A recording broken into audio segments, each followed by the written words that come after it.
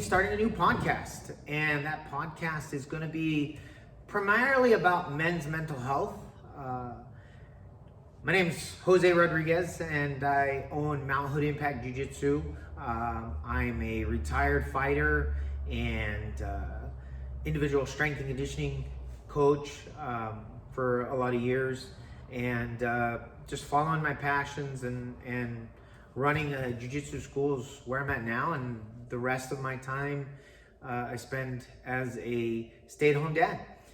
But Garrick, one of my students here, really encouraged me, thought I should run a podcast and give some of my knowledge. I have a bachelor's degree in kinesiology and a master's degree in human services, which is a specialty of behavioral health, and spent years as a behavioral specialist working with primarily children that had developmental delays that caused them to have behavioral issues, and would coach them on ways to overcome those, as well as their parents, and how to best redirect those concerns and behavioral issues that they were dealing with.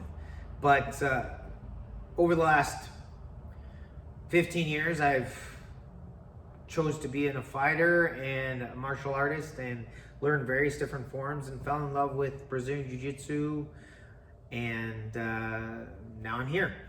So one of the biggest things I've really noticed over the years, especially myself included, was dealing with mental health issues. A lot of things that go on in our head that we struggle with, that we deal with, that are specific mainly to men. Why do we deal with it and women don't? Because we play different roles. We are oftentimes husbands, boyfriends, fathers, dads, sons, brothers. Those roles are specific to us men, and how that plays into what we think and how we think and what our behaviors are very unique. And I think men obviously are suicide rate. I don't know what the statistics are specifically, but I know it's significantly higher than women for men to commit suicide. And that's a big deal. I myself personally committed suicide when I was 13. Hung myself from my ceiling bedroom light successfully. I was probably a good 2 feet off the ground, and by just sheer chance, my mom walked in, opened the door because she'd heard some rustling, and found me in just enough time to cut me down. The thing I learned from that was I regretted it after I did it.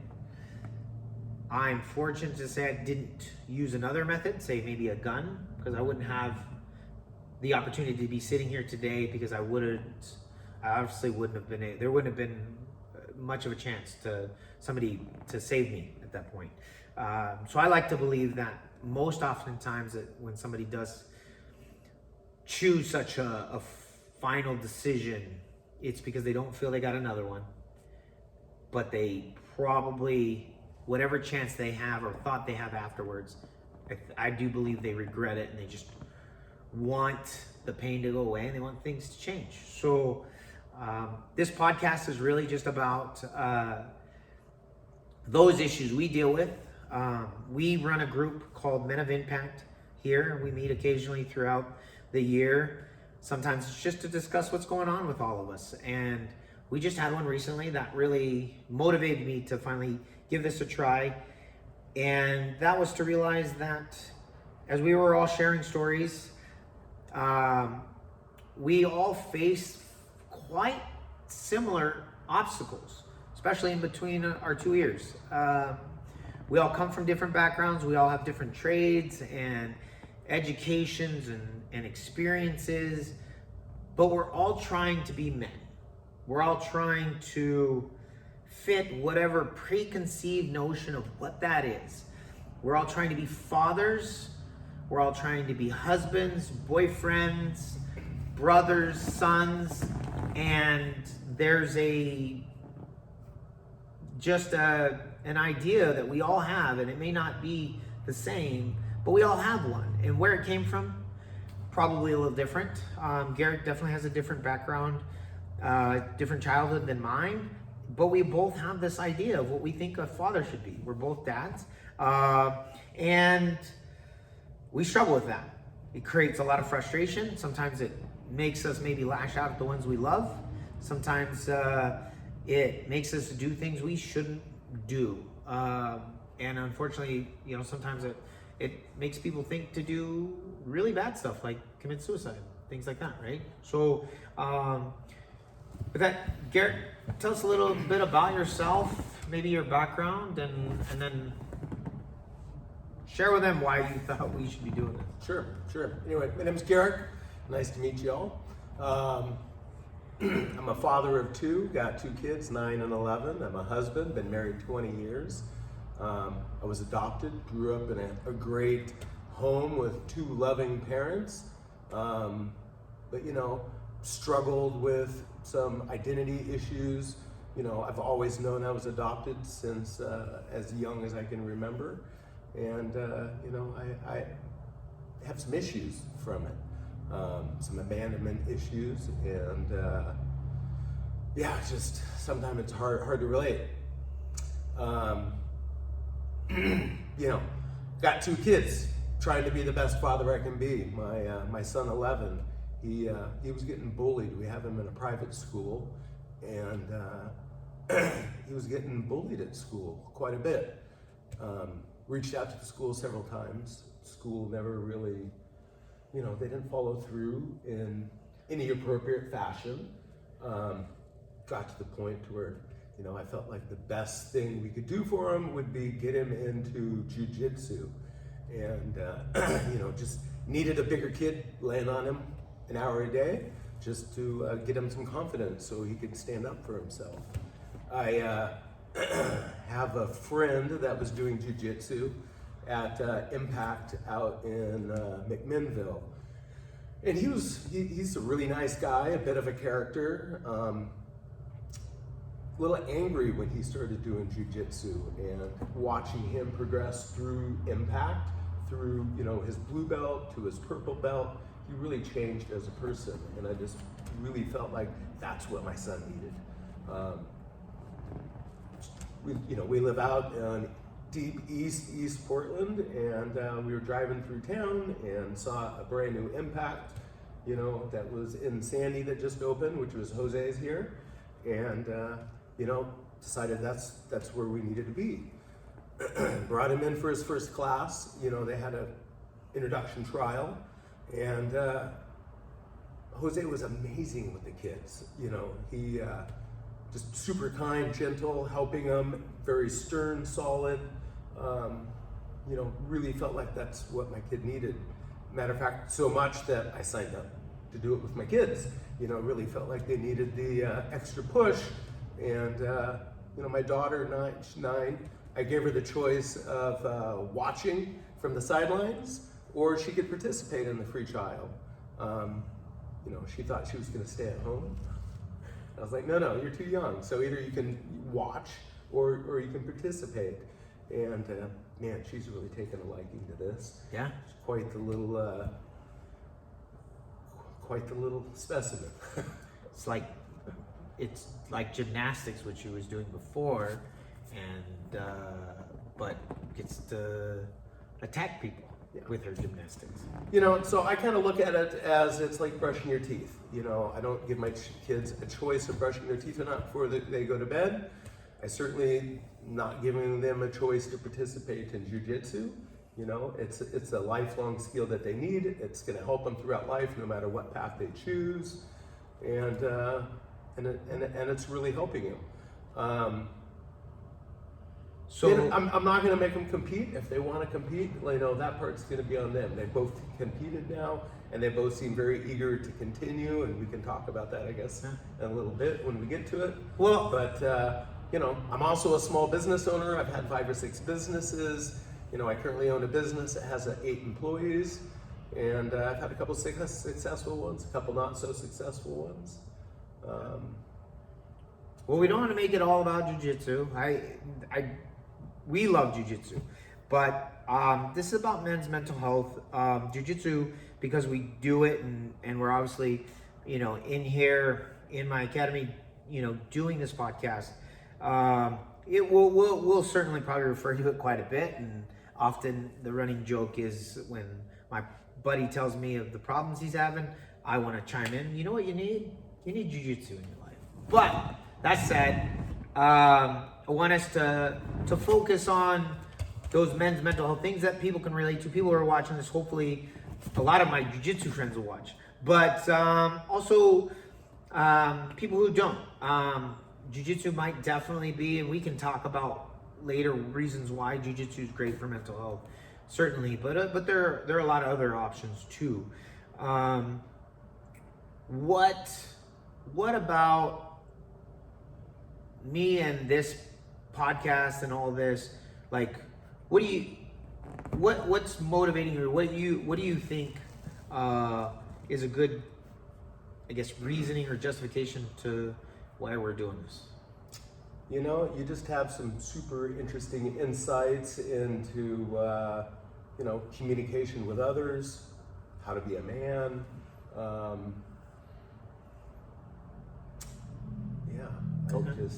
It seems like a lot of our time that we spend, that we're supposed to be training in the morning, we spend, training our minds just as much as we're training our bodies. Sure. And, that open dialogue and just being able to talk and kind of work through some things. It's been super positive on myself, my family, and I don't think there's any reason you shouldn't share that with others. Well, I appreciate that. I do. And it's definitely not lost on me as a coach, the impact that my position has on others. And not because I think highly of myself, but because I grew up not knowing who my father was. I've had two stepdads relatively significant in my life. I had one from the time I can remember till I was almost 9, and then right around 10 I gained a new stepdad, and that's the one that carried me into college. They certainly provided some great examples and taught me some lessons, some probably not the most ideal way, some probably more on how not to be a good man, or rather not what to do. And I was fortunate to be in a position to recognize that and say, well, what he did or what he stood for or what he didn't ultimately create a positive life for himself or for others around him. And so I'm fortunate to have a solid education on human development, motor skill, motor learning, motor development, and behavioral health, behavioral acquisition. How do we learn things? How do we create certain habits, and how do we discontinue certain habits? So I have that formal education behind me, but I also have a lot of life experience in the childhood I had. I don't know who my father is at all. I don't even know what he looks like, or his name rather. And that creates its own dynamic of mental health and issues, and a stepfather, a lot of great ones out there. It's a unique position, and I give my stepfathers both credit because it's a tough role. But at the same time, they made some mistakes. They also did some things that were good, or by default, they turned out good. Maybe they didn't do the best way. And then ultimately, I left the world of academics and the corporate ladder, being healthcare administrator for 6 years, to decide and follow my passion and be a fighter. And my love for martial arts, I was a wrestler and a boxer as a small kid growing up, get me off the streets. There were programs that literally were just that, to get troubled youth off the streets. And that culminated into all this, which I'm super grateful and couldn't imagine that. But with that, let's talk about you and so you're a business owner, you're a father of 2, you also have a wife you've had for 20 years, which is impressive. I personally haven't been that successful. I'm on my second, or I guess I've been divorced twice, and so I'm on my 3rd marriage, and I have 4 children. Most don't know that because 2 of them I don't get to raise. That's a whole nother story in itself. But I'm getting to raise the 2 I have now, and I'm super blessed, and that's a big reason why I'm a stay-at-home dad. That also creates some dynamics because I'm not the breadwinner, which is the first time in over 20 years where I haven't been. I was previously in previous marriages and with my other children, I was the breadwinner, and now I'm not. And so I've got to play that role as father and stay-at-home dad, and I'm definitely not a good housewife. I don't do that well. But what are your struggles? Let's just start with you as a man individually, separate from being a dad or a husband, and or maybe how that plays in. But what do you think you struggle with most commonly trying to be a man? Man, I mean, just the easy ones that just pop right in. I mean, trying to be a good role model for my children, like always struggling to be the best person that I can be in front of them, and dealing with, when they're not acting the best person they can be, and how to culminate them into being a better person. So you take it personal when you feel your children are not adequately meeting whatever standard we've set for them, you feel like you're slacking. Is that what I hear? I mean, yeah. I mean, if they're acting out, if they're not being the best kids that they can be, I mean, then I'm not doing the best job that I can do. So when I asked you, what do you struggle with being a man? It's interesting. I mean, certainly it's not judgmental. It's actually, what are you dealing with? And you instantly fell into a role, right? But that can be, a lot of us are judging ourselves based on the roles we play.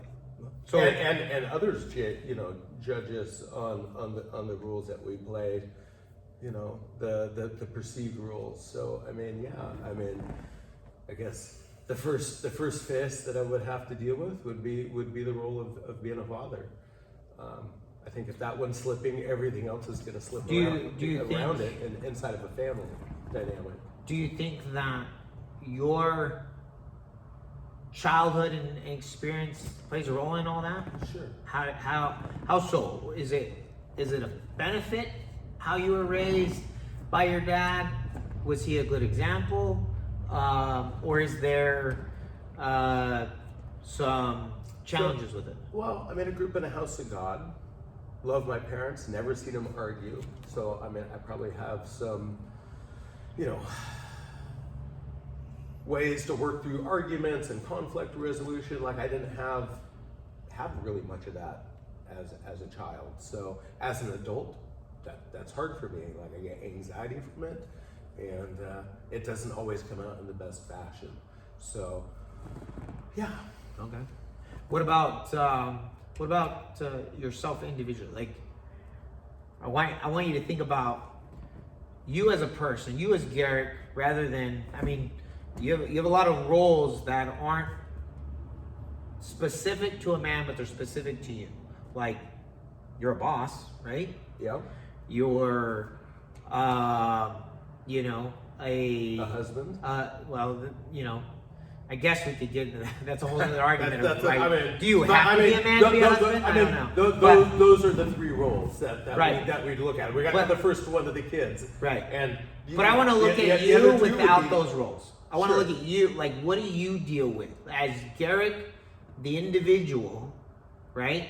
Is there anything that, and maybe not, right? Maybe this is where we get to, is maybe what are we when we don't have our roles as men, right? And or maybe that's where our struggles lie, right? Maybe that's why we struggle with our mental health, because of these roles. But I want to try to figure out who's Garrick without being a husband and without being a father. Who's Garrick, right? What do you deal with?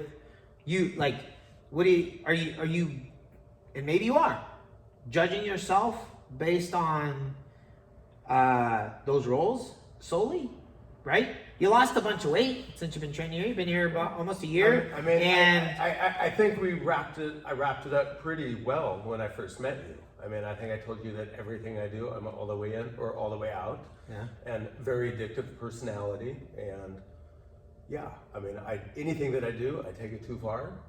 My parents called me Sherman growing up, like Sherman the Tank, because I don't really stop if it's something that I want to do. I mean, I think by nature that's who I am. Like anything that I find that I can wrap myself into, I mean, it becomes obsessive, to an addiction point. So rather that's cycling and training, losing weight, trying to be a good father. Not saying that I implement any of these well at all, but I obsess over them. Sure. So you, a little OCD, a little obsessive compulsive, right? That can be. The older I get, I guess the more of those heuristics that I see that I didn't really see before. I mean, growing up, I was on the Feingold diet. My mom wrote a book about children and hypersensitive, hyperactivity with artificial flavors and colors and salicylates, and like I was on the Donahue show, and eating artificial flavors and colors. I couldn't color inside the lines as a child. Not eating that stuff, I could. Growing up with adopted parents, I mean, they raised me the best way that they could, that they knew. But there certainly was some lack of, I guess that blood connection that a family can have. And, I would raise myself, knowing my inner self much differently than, I don't want to use the word stranger, but somebody that doesn't really know what's going on inside of my head. I mean, so it's like being a father. Like I have a son and a daughter that both do things and that aren't ideal, but sometimes I can be like, yeah, that's me. You're doing something I would have done at that age, and so there's some empathy and sympathy that goes along with that. There's probably definitely a different tie. I struggle having a good relationship with my mother, but I still have one. Because she's my mom and there's that blood tie. My stepdads, I don't have a relationship. They're both dead because they really lived really unhealthy lives. There's something to be said for that. What about being a individual motivated you? Why'd you lose weight? Or did it just happen? No, I mean, I've been struggling, being pre-diabetic, and with all this jiu-jitsu I've been doing, I mean, I could feel that my body wasn't really firing on all the cylinders. I think the start of it was just wanting to improve my jiu-jitsu, and then, as the weight started to come off and I started to feel better, realizing that the more I do, the longer I'm going to be around for my kids and my family and the health that I'm going to be, the more I'm going to be able to roll and participate in activities that, most people my age wouldn't think was possible. I mean, being 49 years old when I started doing jiu-jitsu and just starting out as a white belt, most of my friends kind of looked at me like I was crazy. Yeah. Well, that's one of the things that can be really difficult as an individual. And I don't know if this is really any more specific to men than it would be women, but it's very difficult as a parent, for sure, to be selfish, right? Because that's kind of what it requires for us to take care of ourselves.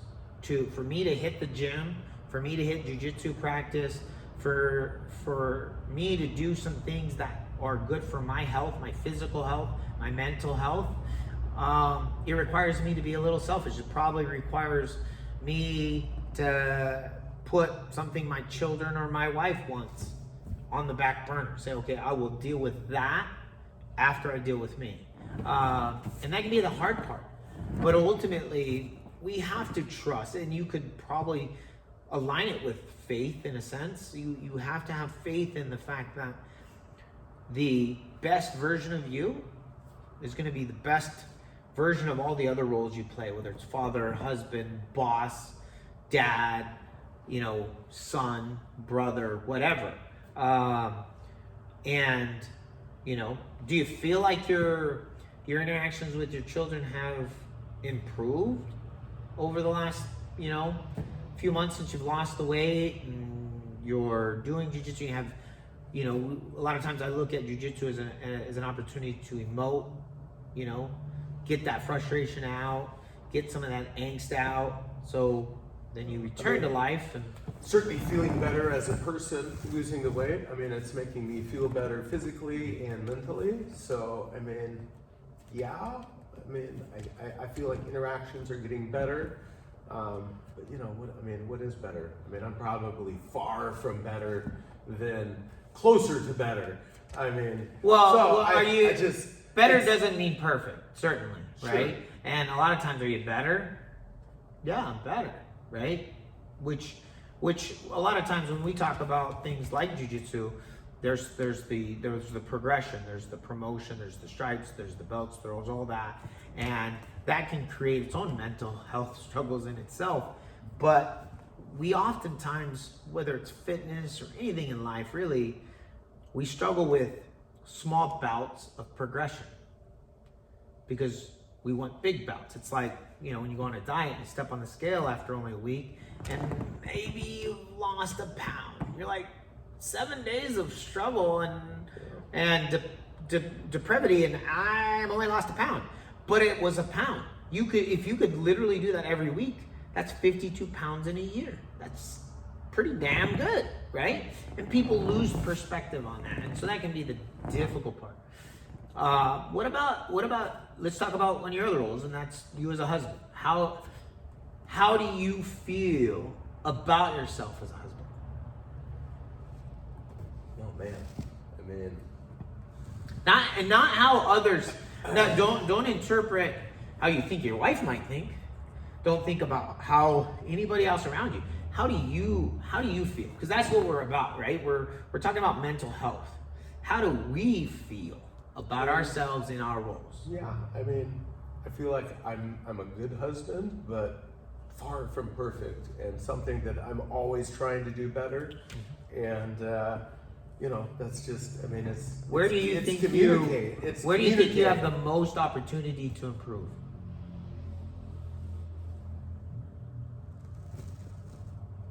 I guess empathy, more perspective from how my wife feels and looks at me, just so I can understand more. Yeah. Where she's coming from, because that's always the hard part for me, is I see what I'm doing and focus on me so much that I'm not focused maybe enough on others and what their perspective is as to what they're seeing. Yeah. Well, and empathy is unique because when we start to split hairs and be technical between empathy and sympathy. Empathy is being in their shoes, and let's be real, how much in their shoes can we be? Because she's had a different upbringing than you, I'm for sure, right? Sure. She was raised differently. She's also a woman. Women deal with the hormonal ebb and flow of life on a daily basis, probably a little bit more so than us men, for sure. And so to have empathy can be difficult. It's really hard to put ourselves in their spot. Sympathy is just simply, feeling for them and saying, look, I don't understand. And there are going to be a lot of times maybe you're never going to understand, and you just be like, I'll take you for your word for it, and then provide But I mean, I think support, that's right? that's the balance between making relationships work. The sympathetic is, I mean, you weren't empathetic, you fucked up already. Excuse me, we can edit that out. But you messed up already, Yeah. and you know now you have to be sympathetic. It's like the other route because you didn't anticipate your actions or your feelings or what you said, and how that's going to make her feel. And so you know the sympathetic parts because you didn't you didn't have the forethought maybe to approach the situation differently. What I try to do to be empathetic in a sense is to put, say, if I were in those shoes, and what really helps is that you're gonna mess up. Trying not to mess up, most of the time we don't do anything. That's in reality is probably going to be our biggest challenge, and probably going to be our biggest shortcoming is we fail to act because we're like, I don't want to mess up here, so I better not. I'll just not do anything. But I like to put it, if we turn it around and put the shoe on the other foot, and I say, okay, if my wife wasn't empathetic, you know, as long as she can, I'm like, if I can clearly express myself, look, this is what I'm dealing with, this is the problem I have, and this is what I need from you, and then give her the opportunity, if she's able to turn around and come to me and say, look, I see what you need, I'm sorry I wasn't able to get that for you or be there for you in that sense. And if I feel that she's, you know, sincere, then I'm usually okay with it. Like, I'm like, oh, okay, you know, water under the bridge kind of thing. Because we're struggling to be men. I try to be sensitive to the fact that they're struggling to be women too, right? There's these roles, and we can say it. Some of it's probably society that plays in it. You know, my wife struggles with, she always wants to color her hair. She's got grays popping out left and right, and Yeah, I'm sure she won't appreciate me sharing I it. did that for a number of years. Yeah, I but started going gray at 21. yeah, so, well, and I think she says 16, but you know, and so that's her own battle, right? And all I can do is build her confidence and to let her know that I love her either way. I really encourage her to just let her go and embrace it, but she has to, and that'll take her own time, right? Part of it is being supportive. What I'm saying is, chances are you're never going to be empathetic to your wife. Not really. We're men. We don't know what it's like to have ovaries and high levels of estrogen typically. Oh, yeah. So and then to obviously, and then the roles of differences as a parent, right?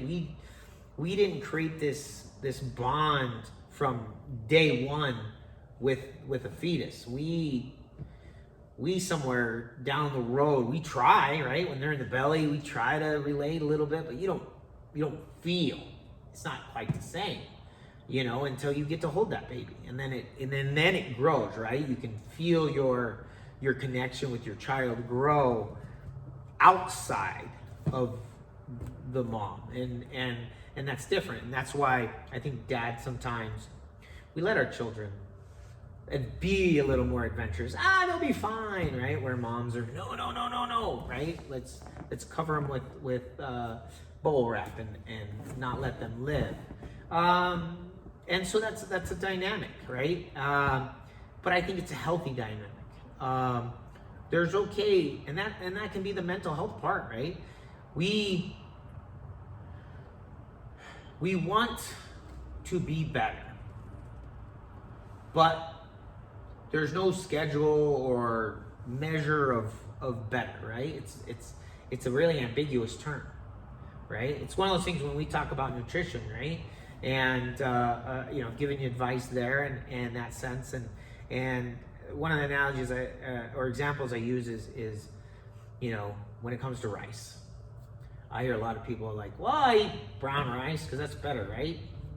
I'm like, you know, when in reference to pre-diabetes and the glycemic index and blood sugars and all that. But and brown rice is better than white rice, but it's that much better. Like, but we don't hear that. We don't hear that part. We hear it better, right? And so to bring that back to, like, you know, being a man, right? Progress is progress, right? You know, we want to be better, and though we might be, and some days it's just that much. We have this weird expectation for it to be a lot, right? We want it to be more than a pound a week. We want it to be significantly better. Or we feel the other, like our maybe our children or our wives, we feel they want us to be better. But when's the last time you asked your son or your daughter or even your wife what they thought of you? Like, literally, like, very sweet, like, when's the last time you asked your son, am I a good dad? Do you think I'm a good dad? When's the last time you asked him? Not sure I ever have. There you go, right? And that's just, you know, I'm sure, right? Probably the same thing, right? When's the last time you asked your wife if she thought you were a good husband? Oh man. Not sure I want to Have hear you the ever answer to that sometimes. But have you asked? A lot of times. But have you asked her? No. No. All right. No. Right? Probably scared. You know. Yeah. Too scared. Too scared to hear. So these are the things. Truth. I mean, these are the things you're building in your own head, though. These are your own assumptions, right? Sure. And I'm gonna almost bet, because I've talked to them before, and in reflection to you, not specifically asking them what kind of dad you are, but I think I have a good sense of what they think of you, and I think you'd be relatively surprised that they would tell you you were a good dad, you're a good husband, and they probably have good examples of why, right? Because though they probably have criticisms for sure, right? They can probably be like, well, yeah, you're a great dad, right? But I really wish you'd do this, or really, you know, you're a great husband, I wish you'd do that more. We have a unique skill set in our minds, right? We love the person we're with. We love our children. We love our significant other, right? You love them all, but you probably find it easier to advise them on how they can be better because you love them. You just want them to be better. You just want to help them be better. I'm very good at telling them how they can be better. Exactly. Yeah. So, not saying I get the best advice. One of the things that we face in today's society, not specific just to men, but I think it will help us men, is that affirmation that I certainly struggle with it, but I've also in my skill set and my schooling, I've learned about cognitive behavioral therapy, and there's a lot to it. There's a lot of different methods, but it's about functionally working and logically thinking through certain behaviors, right? And one of the things that I do that really helps me when I'm thinking I'm not doing so hot, my daughter is awesome. I can go up to her and I'm like, you think I'm a good daddy? She'll hug me and she'll go, you're the best daddy ever. Now I know logically she doesn't know any other daddies and whatnot, but it doesn't really matter. I can look past that. But then I'll ask her why. Why do you think I'm a good daddy? Well, and she'll give me her list of things. Some of those things probably I don't think about. I don't think matter. Right? I'm thinking I gotta be a good dad means I gotta support her. I gotta supply opportunities for her. I gotta make her meals. I gotta, earn some money. All these things, right? These roles or responsibilities that we think of as a dad. But she likes that I just lay down and snuggle with her sometimes, or I'll watch a movie with her. It's just, but she's giving me what she finds of value, right? And boy, it makes me feel pretty darn good for a little bit, right? And that really, really helps, you know. My son's not quite old enough or skilled enough in his language to communicate, but he tells me once in a while he loves me. You know, but that's one of those things we need. Like, what we're often striving for is our own model of what we've created in our head, what we expect, those expectations and that sort of thing. So one of the things I think that would really help you and a lot of other men out there is you might be afraid of the answer a little bit, but you also might be a little surprised, right? You just simply ask, you know, do you think I'm a good, I mean, chances are, most of the men out there with their loved ones, they're going to tell them, you know, yeah, I think you're great, and this is why. And we need to hear that once in a while, because though, just like us, we're not really good at. We're always motivated to complain. It's one of the unique things in behavior is bad is stronger than good. Bad is probably 10 times stronger than good. Like, it's significant. For example, let's say you and I, you know, we're friends and I do something to break your trust, right? Let's say I steal something from you, right? That'd impact our friendship pretty greatly. Sure. How much or how long of good things would I think I have to do to earn your trust back? Or could I? You think you at least could say it's probably going to be pretty hard, right? You definitely could say that. Pretty hard, right? But let's say up until then I've done nothing but good things. And then all of a sudden I do one bad thing. You see how that works? You see how I can do a bunch of good, I did a bunch of good stuff. Sure. But only took one bad thing. That's an innate instinct for humans. You know why? Because when we were back in our hunter-gatherer stage, if you had a bad experience with, let's say, a fruit or a berry or just an activity, you never forgot that. Sure. Kept you alive. So that way you didn't do it again. That's the same reason, right? So when we do something bad, maybe to our children or to our wives, man, it carries for so much longer than anything good, right? And so that's something we have to think about, and it definitely can be a struggle for us. So I think it's really, really important that we make a cognitive, and you almost maybe have to fake it till you make it. You know, I'm not necessarily fake it, but you kind of have to really look sometimes. But think about it. I want you to go, just pick a day and try to, let's go 10 to 1, right? You got to say 10 things good to anybody before you can tell them anything constructive, critical, right? Or helpful, right? We get really good at, and this could be the struggle, right, between men and women oftentimes, because men are problem solvers. We you know, a woman wants to tell us their problems. They don't often want an answer of how to fix it, but how hard is that? Not to, you don't like your friend Jane because she does blah, blah, blah, blah, blah. Stop hanging out with her. It's simple, right? You know, what she wants to do is just to hear it, and she wants to figure out, because she really likes Jane. She wants to figure out how to keep that relationship. And we're telling her just nip in the butt.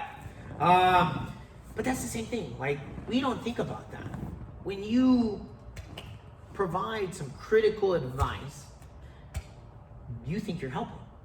And in all intents and purposes, you are. You're trying to, at least. But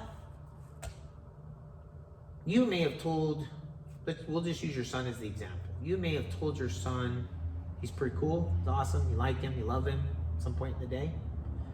But then you also told him, you know, he's not working hard enough. Or, you know, he's not doing that right. You know, he forgot about this. that'll sting, just like me breaking your trust will way longer. You gotta give a bunch of like accolades, like, and attaboys, right? And they don't always have to be super over the top. A lot of times it can be just when you're standing next to your son, you know, how you doing? I love you, you know, or that sort of thing, right? And we just don't think about that. Because we just want our loved ones, we just want things to be better, right? We just want better, right? And that becomes the mind fuck. And we're gonna put this on YouTube so we can cuss.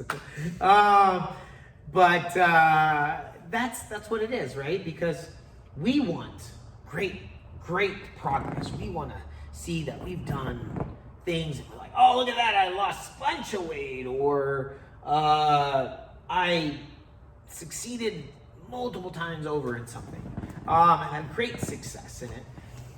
But we're not content with those little successes.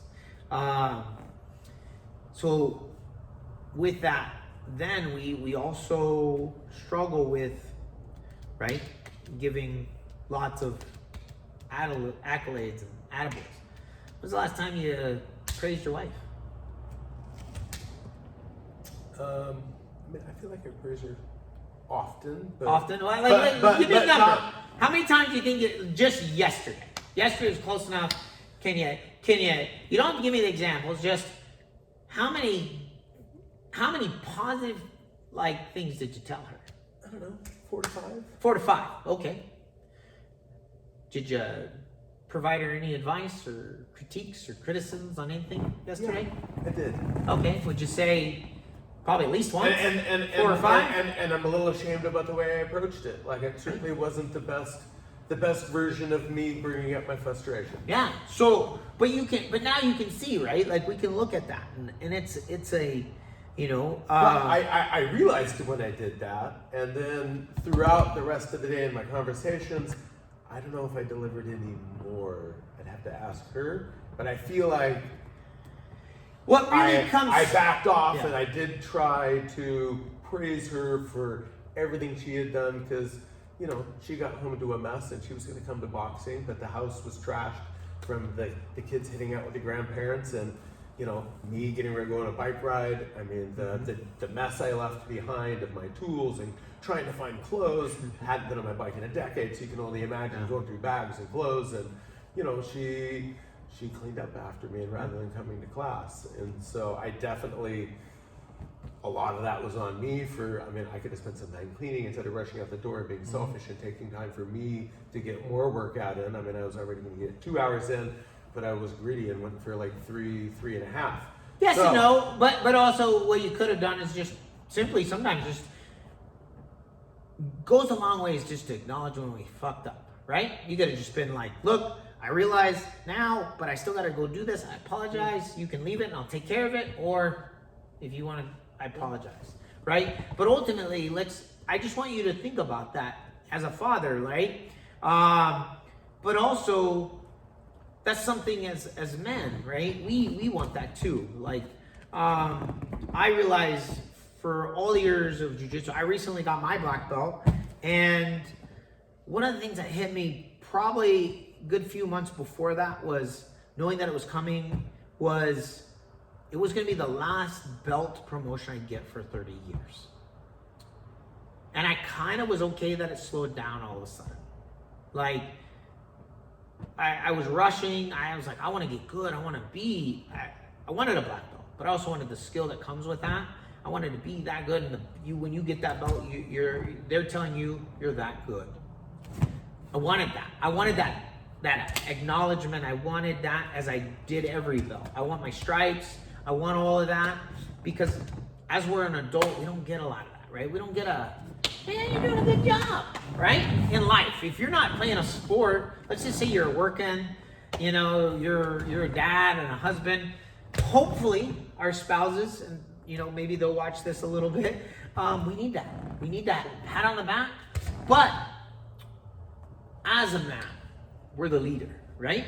we're the patriarch, we're the alpha, we're leading our family through the trudges of life, and we're going to take on any dangers, hopefully, to shield them from our family.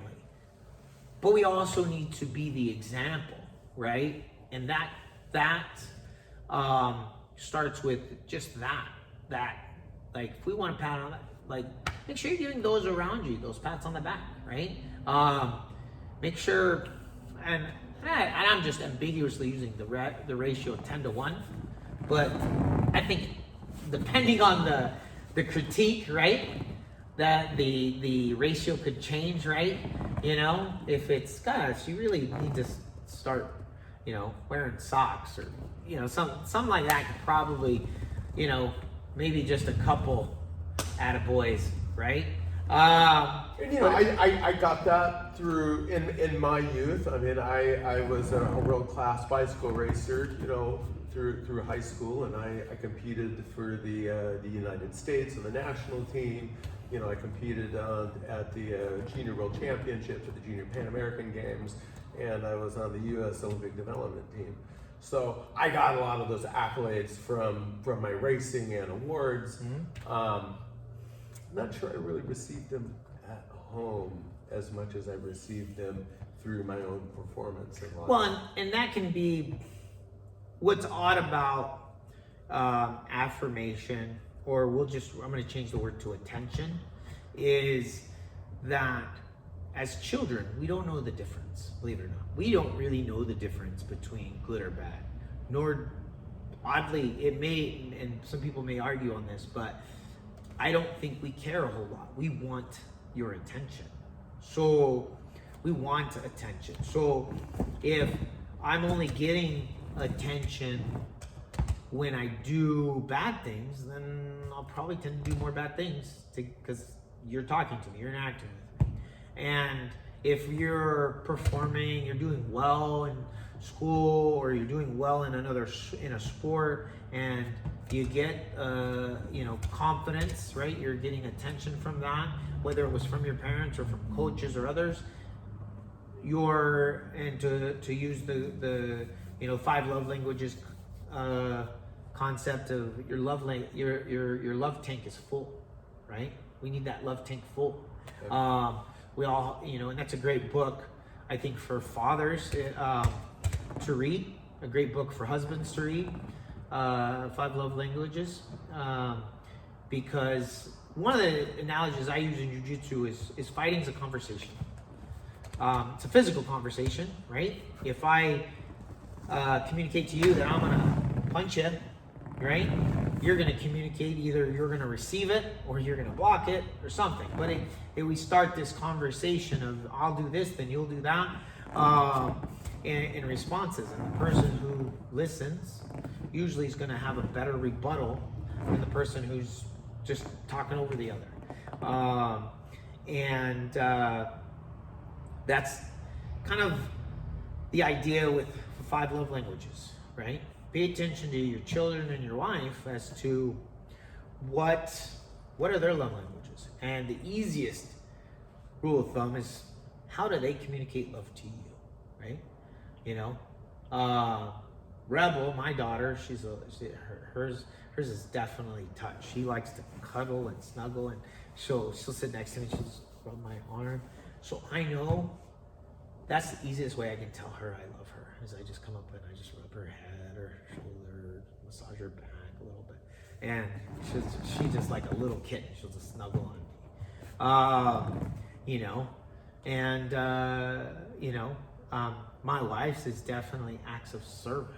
She really, I can tell her I love her a bunch. I can put my hands all over her.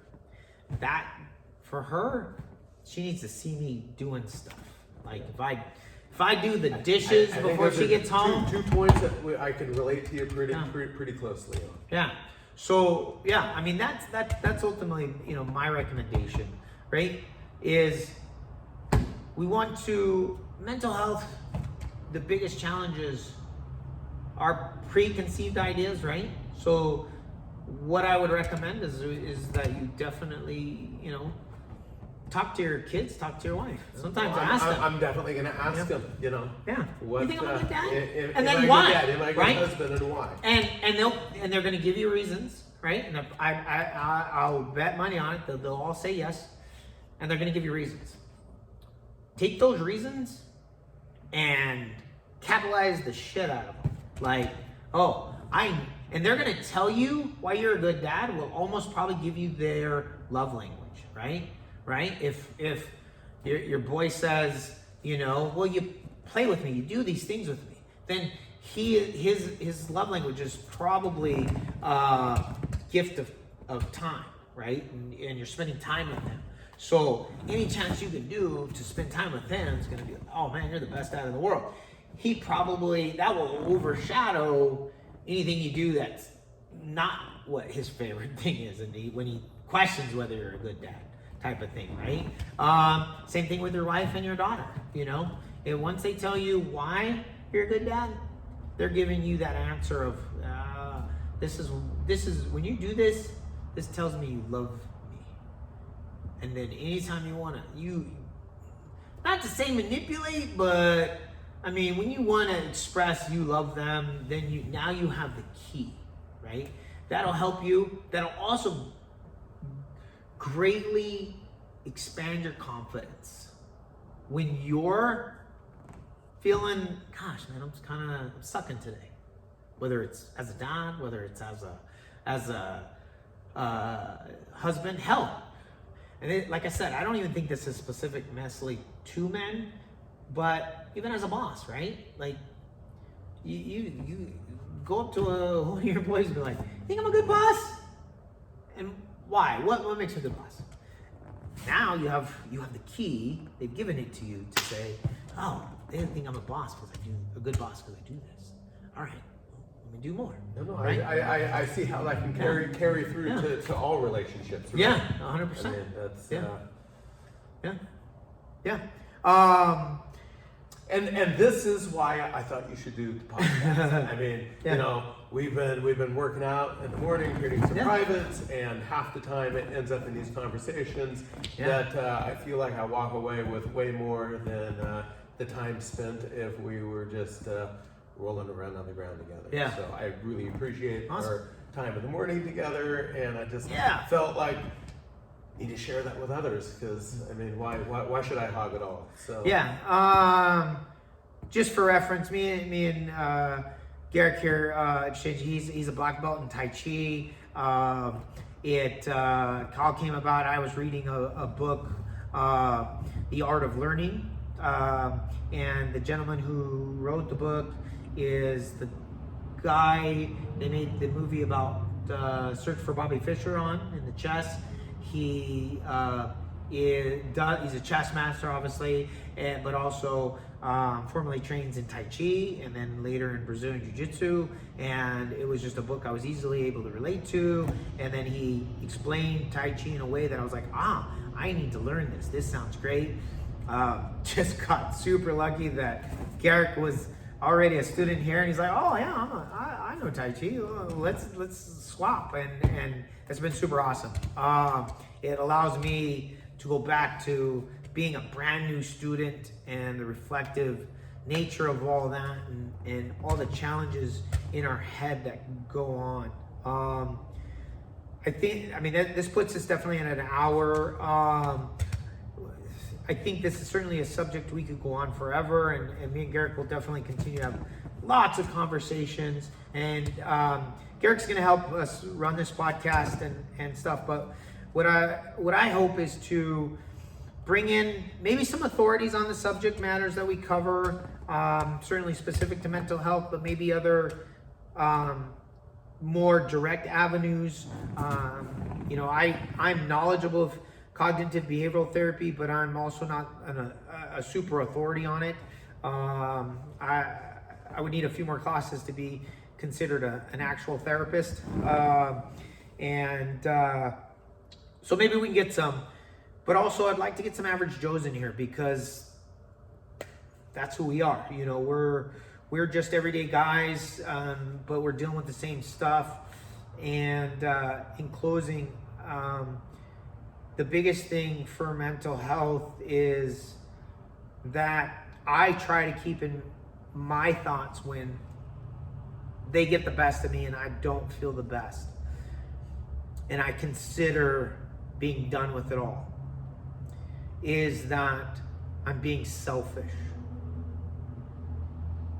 All I would do if I took my pain away by ending my life would be sharing it with all the people I leave behind.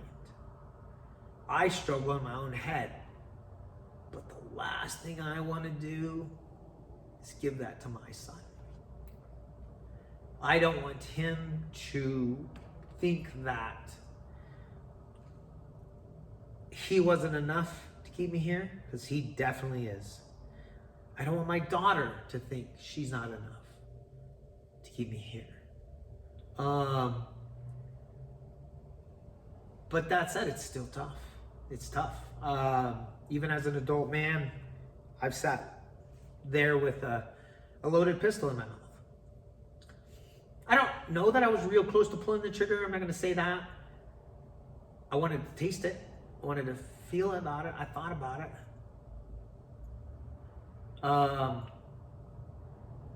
I can't really say why I didn't do it. I don't really know. But I felt guilty, I think. You know, all I can think about, just like when I hung myself, was I'm glad I didn't. I'm glad I didn't. Because there are people that rely on me. My children, my wife, I think Students. my students, I think everybody that maybe loves me and knows me would carry a piece of my pain. So I'd rather stick around, carry it myself. I'm not just being passive about it either. I'm working on I do some cognitive behavioral therapy. I'm also getting ready to go to a ayahuasca ceremony. I'm really excited to see that maybe will make some differences. There's a lot about psychedelics. Is it psychedelics? Yeah, maybe we can talk. Yeah. I'd love to hear. We could have a whole other experience with that soon. So love to talk. I'm hoping that ask that you will. a lot of questions about that. Yeah, I'm hoping that'll unravel some past traumas. But hopefully, y'all give us some feedback, what you liked about this, what you didn't. And we're going to try to do it weekly, and we're going to try to bring on other guests and get different perspectives. And if you can chime in, give us your 2 cents. That will help us direct this show, and maybe we can keep a few other brothers, husbands, and dads with us. Thanks, guys.